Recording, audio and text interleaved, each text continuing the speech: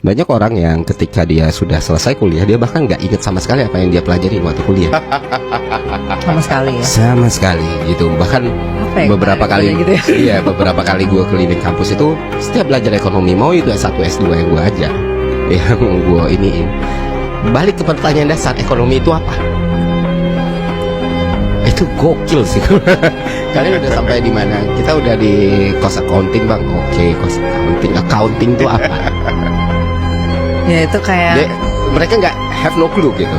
ya itu kayak ceritanya Pram juga berarti yang ngajar ekonomi. Kenapa? Sebenarnya orang tuh nggak ada yang keluar kata scarcity sebagai kunci dari the whole thing gitu. Iya. Jadi kayak malah kemana-mana. Dan ketika akhirnya skill set yang didapat, knowledge yang didapat setelah mereka kerja, setelah mereka dapat di internet atau mereka nonton video YouTube. Jadi kan ada masalah di sini. Tentu nggak semuanya ya, tapi Banyak majority kita nemuin kasus seperti itu. Lu Dan berani ngomong majority?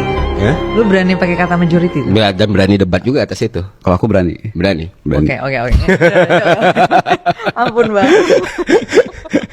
Kalau saya nggak tahu, lebih ke arah belum observasi, tapi oke, majority. Iya. Lu lihat aja lah beberapa diskusi Di yang udah kita kelas lo ngajar lakukan. itu Ya, di kelas ngajar ataupun di dialektika yang dibuat kemarin itu juga.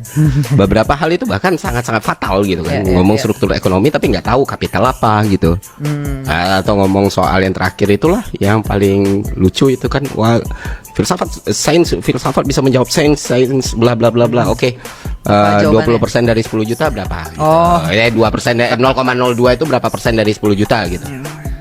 20 juta berapa persen dari Ya 0, ya kayak gitulah kan. Berapa? Jadi 20.000 itu ya, berapa persen dari 1 juta? 1 juta. 0, itu kan simple 0,2 gitu kan. Dijawab sama dia. Dan itu nggak bisa terjawab gitu. Bayangin itu mahasiswa S2 loh gitu. Jadi apa yang sudah dikasih perguruan tinggi itu akhirnya cuma ijazahnya top gitu.